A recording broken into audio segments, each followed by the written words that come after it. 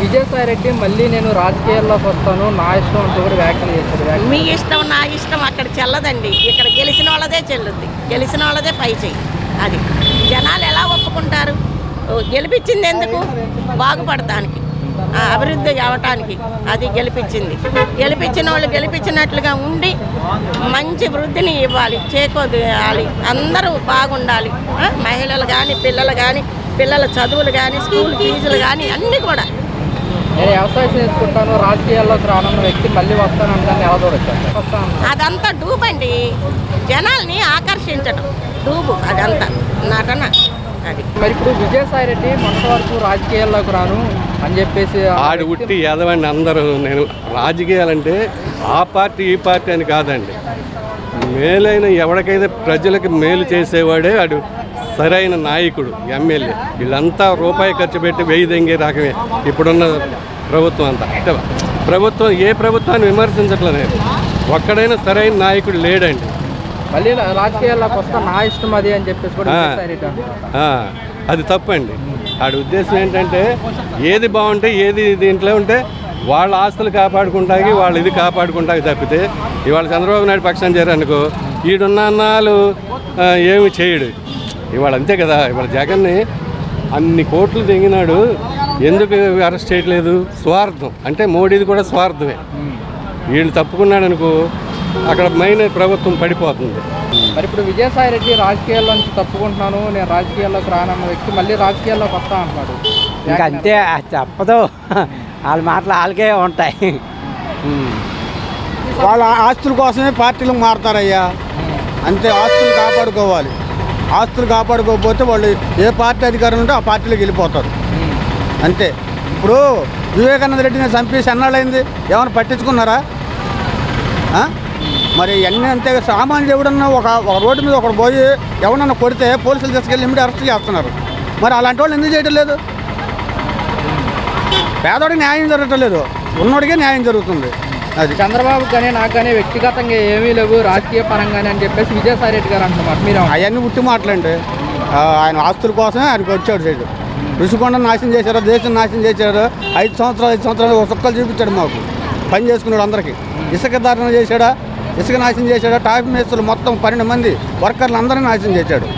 ఎవరు బాగుపడలా. మరి ఇప్పుడు ఇలా వాళ్ళ ఎంపీలు కానీ వాళ్ళు ఎంపీలు ఎమ్మెల్యేలు రాజీనామా చేస్తున్నారు కదా, పార్టీకి మరి సంఖ్యాబలం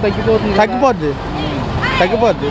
వీళ్ళు అధికారంలో ఉన్నారు, ఇళ్ళకాడికి వచ్చేస్తున్నారు వాళ్ళు ఆస్తులు కాపాడుకున్నారు. ఎందుకంటే రేపు పొద్దున కేసులు పెడతారేమోనండి, అందుకోసం వస్తున్నారు, అంతే. మరి నేను ఏ పార్టీలోకి చేరను, నేను వ్యవసాయం అంటారండి. రేపు పొద్దున మళ్ళీ తర్వాత ఏంటంటే మాకు సీట్ ఇవ్వండి అని చెప్పని అంటారు. అది ఎన్ని రాజకీయ నాయకులు మాటలే కదా, నీ బొప్పు కట్టిపోతుంది. సామాన్యుడికి అయితే న్యాయం జరగటం లేదు. అది కాకపోతే చంద్రబాబు మాత్రం న్యాయం చేస్తాడు. అంత అభివృద్ధి చేయడంలో చంద్రబాబు తెలిసేట్లు ఇప్పుడు లేవు. ఇప్పుడు ఆంధ్రప్రదేశ్లో మాత్రం ఆయన ఉంటేనే బాగుంటుంది. వాడు చిన్నోడు కాదు కదా, పెద్దోడు. వాడికి ఏమీది వచ్చిందని రాజీనామా చెయ్యాలి.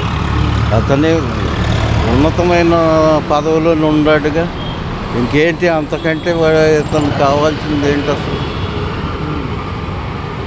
రాజీనామా చేస్తే ఏమన్నా ఇదైపోద్దా? ఇంకొకరు వస్తారు, తగ్గితే పెంచుకుంటారు ఈసారి. ఇప్పుడు నువ్వు రాయి అంటే వస్తాడా అనేది అభిమానం అనేది ఉంటే ఎక్కడికి ఇది కాదు. ప్రతివాడు మాట్లాడే మాట, రాజకీయ నాయకుడు చెప్పేది ఏంటి, నా నియోజకవర్గం అభివృద్ధి కోసం అంటారు. అక్కడ ఏమి ఉండదు, చెప్పేది ఏముంది? రాజకీయ నాయకులు చెప్పే మాటలు అంతే ఉంటాయి. అవి వింటే మనకి తిండి కూడా దొరకదు. అది వాడు అతను దీనికి ఉండాలి, అది అంతరాత్మకు ఉండాలి. అది ఎవడు ప్రతివాడు మాట్లాడే మాట ఇది, ఎవరు ప్రతి వాళ్ళు మాట్లాడే మాట అదే బాబు. కరెక్టేనంటారా బాబాయ్ ఈ టైంలో? నేను కరెక్ట్ అని మాత్రం అన్నాను. మరి ఇప్పుడు జగన్మోహన్ రెడ్డి ఏమో ప్రజల్లోకి వస్తా అన్నాడు, ఈ వరుస పెట్టేమో వీళ్ళంతా రాజీనామాలు చేసుకుని వెళ్ళిపోతే పోతారు. ఆ ఉండవాళ్ళు మొదట వచ్చినప్పుడు ఎంతమంది ఉండరు, అట్లే ఇది చేసుకున్నారు కదా, అట్లే ఇది అవుతుంది. మరి బాగా సంఖ్యాబలం తగ్గిపోతుంది, పార్టీ మొత్తం బాగా సంఖ్యాబలం తగ్గిపోతుంది, పార్టీ మొత్తం బలహీనపడిపోతుంది కదా, కింద స్థాయికి వెళ్ళిపోతుంది కదా. ఒక వ్యక్తి పోయినంత మాత్రాన అతను పార్టీ బలహీనపడదు. ఓకే. కష్టకాలంలో ఉన్నప్పుడు పార్టీకి నిలబడాలి, అప్పుడే వాళ్ళే కదా కావాల్సింది. అంతేకాని పార్టీ బాగున్నప్పుడు ఏముంది? పార్టీ బాగున్నప్పుడు ఎవరైనా ఉంటారు. పార్టీ కష్టకాలంలో ఉన్నప్పుడు నిలబెట్టాలి, కానీ ఇప్పుడు పార్టీ కొద్దిగా వీక్ అయిందని చెప్పేసి రాజీనామా చేయకూడదు కదండి. ఇది తర్వాత విషయం అండి. ముందు పార్టీ కష్టకాలంలో ఉన్నప్పుడు, ఇప్పుడు దాకా పార్టీలో ఉన్నారు కదా బాగున్నప్పుడు. కష్టకాలంలో ఉన్నప్పుడు ఎవరైనా స్నేహితులైనా ఎవరైనా కష్టకాలంలో ఉన్నప్పుడే మనం నిలబడాలి కదండి. లేనప్పుడు ఇంకా వాళ్ళు ఇప్పుడు దాకా ఉండడం ఎందుకు? అప్పుడే రాజీనామా చేయొచ్చు కదా. ఇప్పుడు కష్టకాలంలో ఉందని చెప్పేసి నాకు అవసరం లేదంటే ఎలా కుదురుద్దండి? ఇలా అది కరెక్టేనా అసలు అండి? ఎవరైనా వ్యక్తిగతంగానే కదా వచ్చేది. ఇదే ఉంది, దానిదే ఉంది. ఎవరైనా ప్రతి దాని విషయంలోనూ వ్యక్తిగతంగానే వస్తూ ఉంటారు. అంతేకాని ఒక వ్యక్తిగతంగానే వచ్చి తర్వాత గ్రూపులు అవుతారు, తర్వాత వందలు అవుతారు, తర్వాత లక్షలు అవుతారు. అంతేకాని ఇప్పుడు పార్టీ వీక్గా ఉందని చెప్పేసి వదిలేసి వెళ్ళిపోతే ఎలాగండి? కొత్తది కాదండి, ఈ పద్ధతి కొత్త ఇష్టం కాదు. ప్రతి పార్టీ ఓ పార్టీ నుంచి ఇంకో పార్టీ మారినప్పుడల్లా అధికారంలోకి ఈ వలసలు, ఈ రిజైన్స్ మామూలే, ఇవన్నీ కామన్. ఎందుకంటే వైఎస్ఆర్సీపీ అధికారంలో వచ్చినప్పుడు ఎంతోమంది కాంగ్రెస్ నేతలు, తెలుగుదేశం నేతలు మారిపోయారు. రేపు మళ్ళీ వైఎస్ఆర్సీపీ అధికారంలోకి వచ్చేదండి ఇదే టీడీపీ నుంచి మళ్ళీ చాలామంది జంప్ అయిపోతారు. అది పొలిటికల్ అంటేనే జంపింగ్, అంతే. అది ప్రజల్లోకి వెళ్ళి వాళ్ళు చెప్పుకోవాలి. ఈ వైఎస్ఆర్సీపీ ప్రజల్లోకి వెళ్ళి జరుగుతున్నాయని చెప్పుకొని రేపు అధికారంలో, ఎందుకంటే ఇప్పుడు 5 సంవత్సరాలు వీళ్ళు ఏం చేయలేరు. ఇప్పుడు లాస్ట్ టైం తెలుగుదేశం పోయింది, తెలుగుదేశం ఏం చేసింది? ఏం చేయలేకపోయారు కదా. అలా చూస్తూ నిలబడ్డారు, జరుగుతున్న అన్యాయాలను ప్రజల్లో తీసుకెళ్లారు.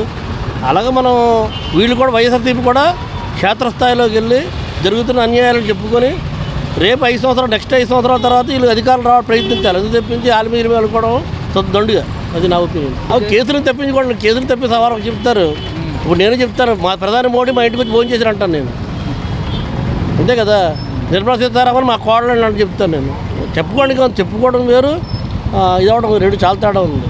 అవన్నీ ఏమంటారు, కాలం గడుపుకోవడానికి చేసే వేషాలన్నీ కాదనేది అది ఆయన డిసిషన్, మన సంబంధం లేదు అనుకోండి. కానీ అంటే వైఎస్ఆర్సీపీ మట్టుకు ఒక విధంగా పెద్ద దెబ్బ ఇది.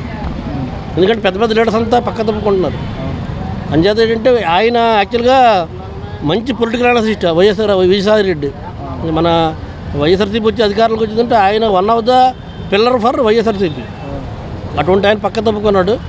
అది జగన్మోహన్ రెడ్డి గారు వాళ్ళ యొక్క వైఎస్ఆర్సీపీ పార్టీ నిర్ణయించుకొని డెసిషన్ తీసుకోవాలి. అది చెప్తున్నాం కదండి, ప్రజల్లోకి వచ్చి చెప్పుకోవాలి. ఎంత చెప్పేసి ప్యాలెస్ల్లోని బంగ్లాల్లో కూర్చొని బెంగళూరు, కెనడాలో, దుబాయ్, లండన్ పర్యటన చేయకుండా క్షేత్రస్థాయిలో తెలుగుదేశం, జనసేన, బీజేపీ ఏ పొరపాటు చేస్తారనేది ప్రజల్లో తీసుకెళ్ళి క్షేత్రస్థాయిలో పోరాటం చేసి నెక్స్ట్ వైఎస్ఆర్సీపీ రావడానికి ప్రయత్నించాలండి. అంతే తప్పించి ఇలా కూర్చుంటే ఏమవుతుంది? ఓకే.